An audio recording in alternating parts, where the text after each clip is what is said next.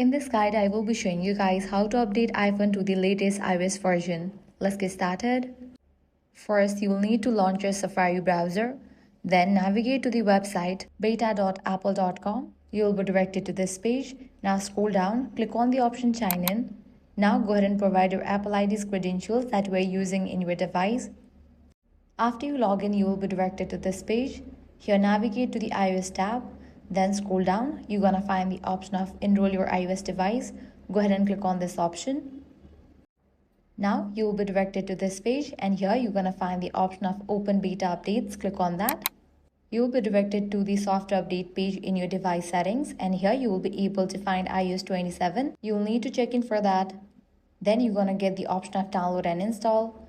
Just go through that process. Before proceeding, it's highly recommended that you back up your iPhone using iCloud or a PC. Beta software can contain bugs and unexpected issues, so having a backup ensures you can restore your data if needed. Once your backup is complete, you can update it. That's it. If this guide helped you out, do not forget to like, share, and subscribe.